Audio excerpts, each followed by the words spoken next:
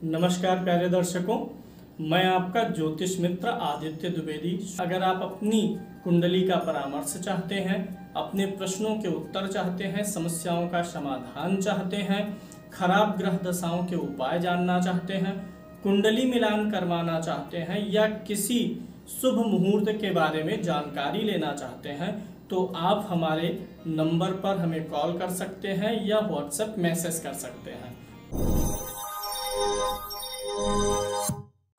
जन्म कुंडली में शनि और राहु से बनने वाले दो योगों के बारे में आज मैं आपको सिखाने चल रहा हूं। एक तो आप राहु से बनने वाले काल सर्प दोष के बारे में परिचित होंगे और कुछ लोग पूछते हैं कि काल सर्प दोष क्या किसी प्राचीन ग्रंथ में लिखा गया है कि नहीं। देखिए, काल सर्प दोष के नाम से नहीं लिखा गया है, लेकिन अन्य नामों से सर्प साप वगैरह के बारे में लिखा गया है। लेकिन काल सर्प दोष लिखा गया है कि नहीं, इससे फ़र्क नहीं पड़ता। आज मैं आपको एनालिसिस करके सिखाऊंगा कि क्या वास्तव में अगर सारे ग्रह राहु केतु के बीच आ जा रहे हैं तो क्या उसका कुछ असर होगा, अच्छा या बुरा कि नहीं। लॉजिक क्या है इसके पीछे, ये मैं आपको बताऊंगा। आज काल सर्प दोष के बारे में आपकी धारणा बदल जाएगी। काल सर्प दोष होता कब है? मान लीजिए राहु कुंडली में किसी भाव में है और केतु उसके ठीक सामने होगा। आमतौर पे काल सर्प दोष कब होता है? जब कुंडली में लगातार कोई 5 घर खाली रहेगा तो काल सर्प दोष बनेगा। राहु और केतु के बीच में सभी ग्रह आते हैं तो ही काल सर्प बनता है। राहु यहाँ है, केतु यहाँ है। अब मान लीजिए यहाँ पर चंद्रमा हो गया, यहाँ पर मंगल है, ये बुध महाराज हैं, यहीं पे सूर्य हैं, शुक्र यहाँ पर हो गए, गुरु यहाँ पर हो गए और इसी प्रकार से सारे ग्रह राहु केतु के बीच में आ चुके हैं। तो 2, 3, 5, 3, 8, 1, 9 ग्रह आपके हो गए। सारे ग्रह राहु केतु के बीच में आ गए, इसी को काल सर्प दोष बोला जाता है। कभी कभी ग्रह राहु और केतु के साथ उसी भाव में भी आते हैं तो भी काल सर्प दोष बनेगा। वहाँ पर हम ग्रहों की डिग्री भी देख के जज कर लेते हैं कि क्या कोई ग्रह राहु केतु के अंशों से बाहर तो नहीं हो रहा है। फिलहाल वह विषय नहीं है। यहाँ पे काल सर्प दोष काम करता है, कैसे काम करता है इसके बारे में मैं बता रहा हूँ। मान लीजिए काल सर्प दोष के बारे में किसी शास्त्र में नहीं लिखा, ग्रंथ में नहीं लिखा, तो भी एक चीज़ आप हमेशा एक्सेप्ट करेंगे, मानेंगे। हर शास्त्र में 2 चीज़ें बताई गई हैं, एक तो पाप कर्तरी और एक शुभ कर्तरी। ये 2 योग जो हैं बताए गए हैं। पाप कर्तरी का जब प्रभाव होता है तो ग्रह क्या होते हैं? पीड़ित होते हैं। और शुभ कर्तरी के प्रभाव में जो भी भाव या ग्रह आता है वह शुभ हो जाता है, उस ग्रह का फल शुभ होने लगता है। और पाप कर्तरी में क्या होता है? ग्रह का प्रभाव, ग्रह का रिजल्ट पापी हो जाता है, यानी बुरा असर करने लगता है। शुभ कर्तरी और पाप कर्तरी, यह दोनों टर्म हर शास्त्र में लिखा गया है और बताया गया है। और इस संसार में हर चीज का जो पैमाना होता है वह छोटे से फिर उससे बड़ा, फिर और उससे बड़ा होता चला जाता है। हम किसी मोहल्ले में रहते हैं, वह मोहल्ला किसी हमारे सिटी में होता है, वह सिटी जो है किसी स्टेट में, स्टेट किसी देश में, देश किसी प्लैनेट पे होता है। यानी अगर हम स्टेप बाय स्टेप बढ़ेंगे तो सब कुछ हमारा ही है, क्योंकि जब प्लैनेट का अस्तित्व है तो ही हमारे देश का अस्तित्व है, देश का है तो प्रदेश का है, प्रदेश का है तो शहर का है, शहर है तभी हम हैं, हमारा सिटी या हमारा गांव है। तो हर चीज़ छोटे लेवल से होकर के बड़े लेवल तक चली जाती हैं। जब कुंडली में कोई भी भाव उसके आगे या पीछे शुभ ग्रह होता है तो हम उसे शुभ कर्तरी मानते हैं। भाव के आगे या पीछे पाप ग्रह होता है तो हम वह भाव पाप कर्तरी में मानते हैं। ऐसे अगर कोई भी ग्रह जहाँ भी बैठा है उसके आगे, जैसे यहाँ चंद्रमा बैठा है, चंद्रमा के पीछे मंगल है, आगे राहु है, तो चंद्रमा के आगे पीछे पाप कर्तरी है तो चंद्रमा पाप कर्तरी में आ गया, आगे पीछे पाप ग्रह है तो इस प्रकार से ये पाप कर्तरी में आ गया है।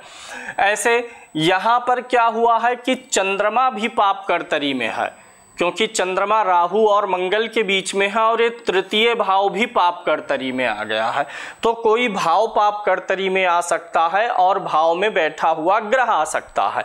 ऐसे कोई भाव जो है या ग्रह शुभ कर्तरी में भी आ सकता है। तो यहाँ पर देखिएगा, जब किसी एक भाव या एक ग्रह पर शुभ कर्तरी या पाप कर्तरी का असर होता है तो वह असर उसी ग्रह और भाव तक सीमित रह जाता है। लेकिन जब हम इसे बड़े स्केल पे देखेंगे तो काल सर्प दोष में क्या होता है कि सारे ग्रह आपके राहु केतु के मध्य में आ गए, यानी कि सारे ग्रहों पे क्या लागू हो गया है, पाप कर्तरी लागू हो गया है। सारे ग्रह किसके बीच में आ गए, एक तरफ राहु क्रूर ग्रह है, एक तरफ केतु क्रूर ग्रह है और सब उसी के भीतर बैठे हुए हैं।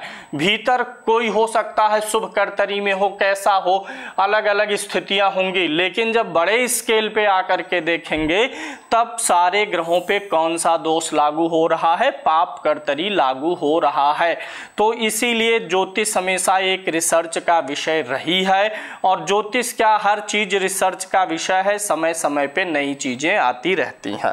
अब आप इसे काल सर्प माने ना माने, कोई दूसरा नाम दे लें, इससे फर्क नहीं पड़ता है। चाकू है तो वो काटेगा, अब उसे चाकू कहिए या ना कहिए, चाकू कहने के बजाय उसे दूसरा नाम दे दीजिए, लेकिन धारदार चीज है तो वो काटने में ही इस्तेमाल आएगी।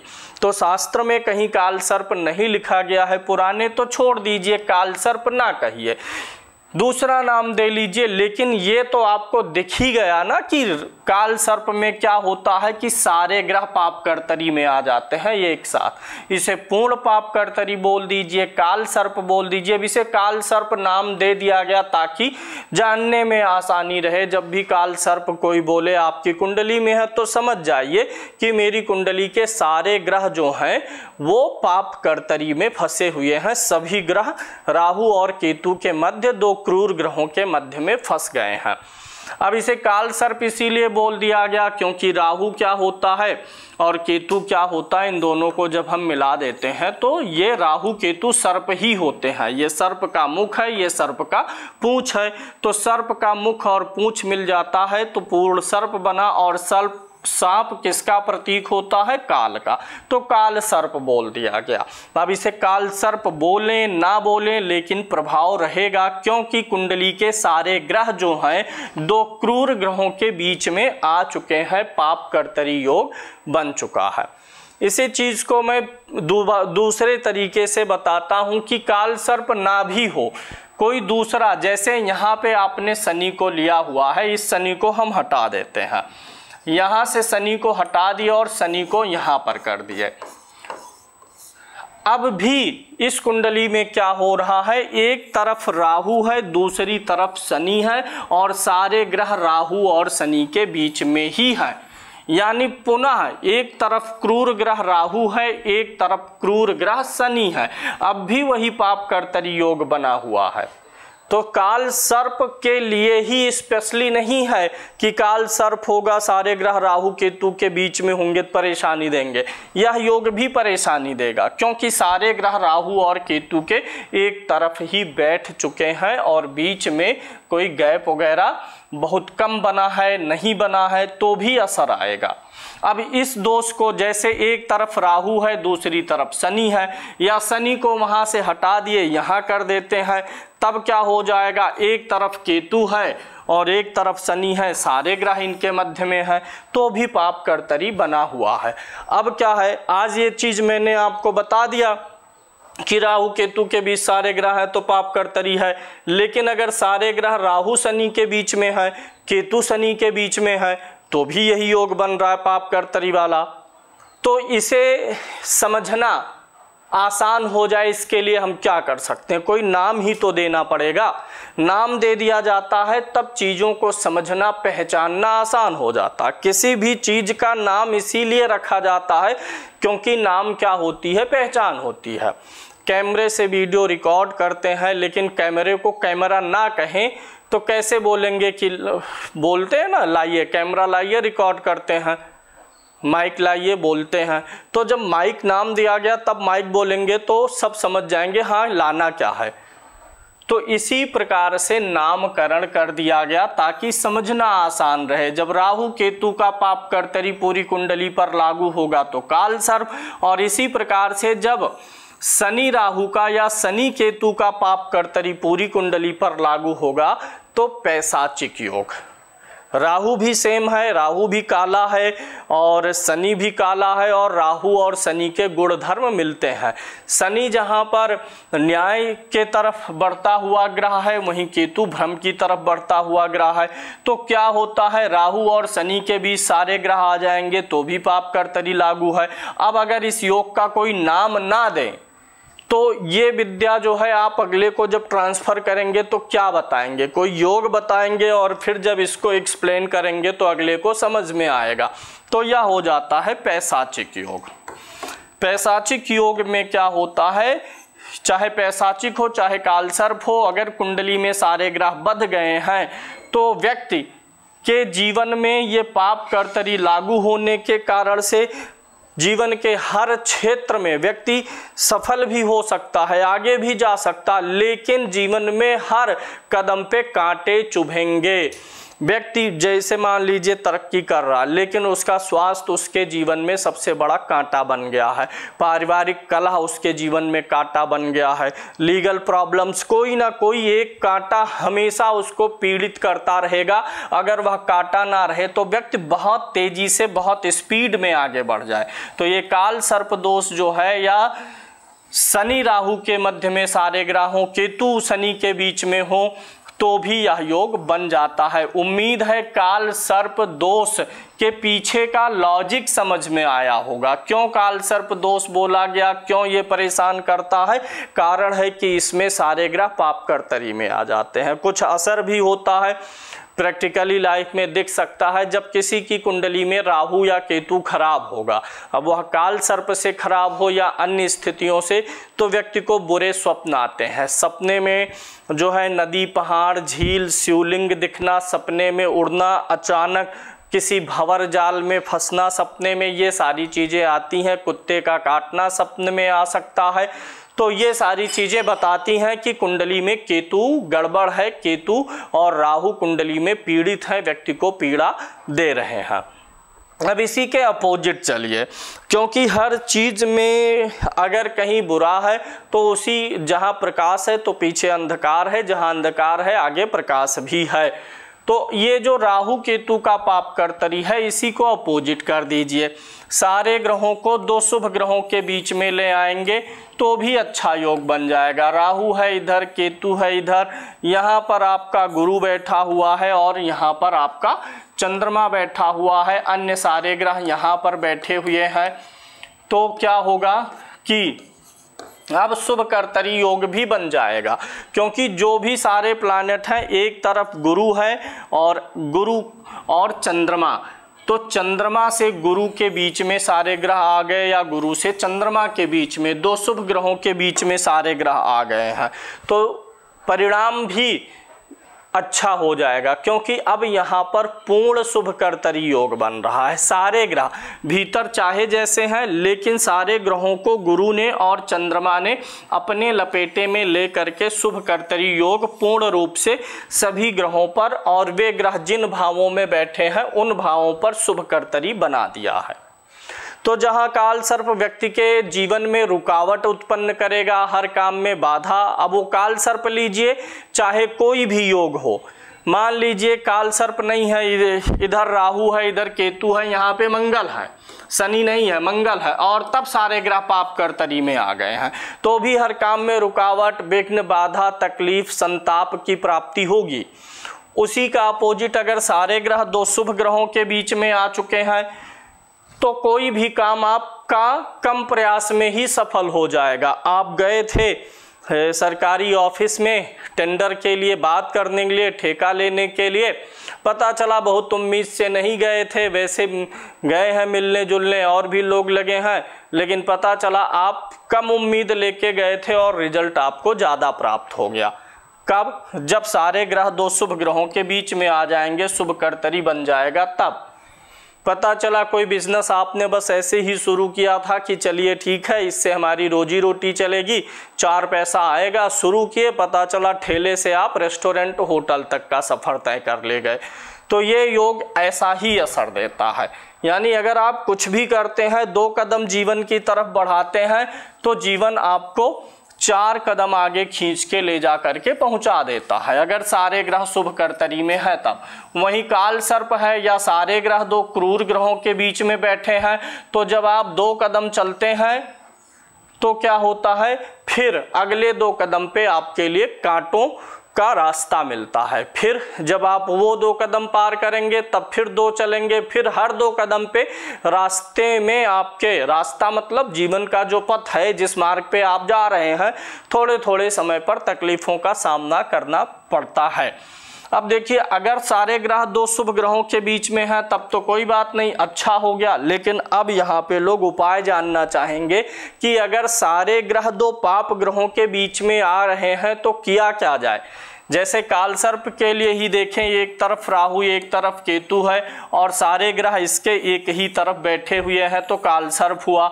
या फिर राहु यहाँ है, केतु यहाँ, शनि यहाँ आ गया और सारे ग्रह अब इधर बैठे हैं, शनि नहीं है, मंगल आ गया। तो अगर किसी भी प्रकार से सारे ग्रह 2 क्रूर ग्रहों के बीच में आ जा रहे हैं तो आने वाली तकलीफ़ों के लिए क्या समाधान किया जा सकता है। तो पहले तो मैं काल सर्प का ही बता देता हूँ। राहु केतु के मध्य अगर सारे ग्रह आ रहे हैं तो राहु के मंत्रों का 80,000 जप, केतु के मंत्रों का 70,000 जप।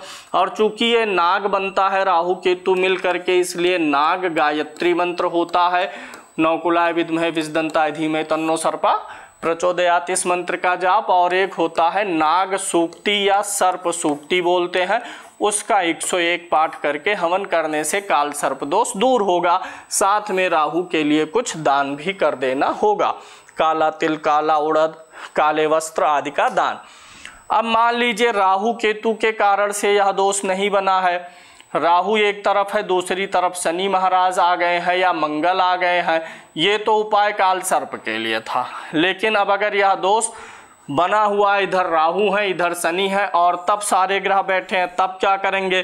तब राहु के मंत्र का जाप होगा, शनि के मंत्र का जाप होगा, राहु और शनि के मंत्र का जाप होगा और राहु के लिए जो है सर्प सूक्ति का भी पाठ होगा।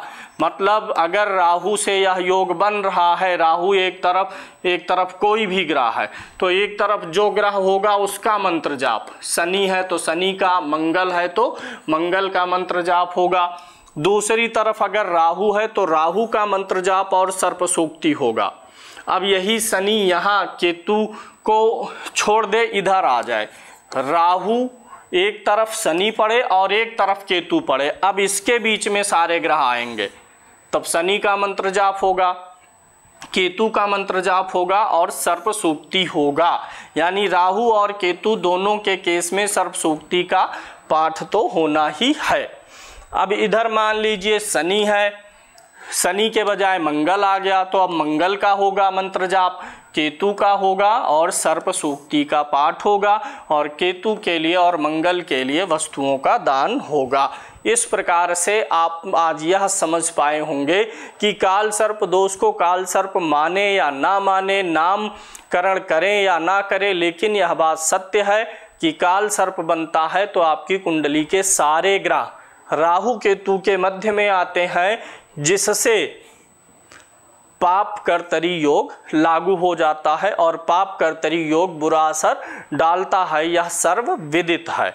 तो पूरे एक ग्रह पर, एक भाव पर अगर पाप कर्तरी है तो वही पीड़ित कर देता है, लेकिन जब सारे ग्रह ही पाप कर्तरी में आ जाएंगे तो पूरे की पूरी कुंडली ही उसके प्रभाव में आ जाएगी।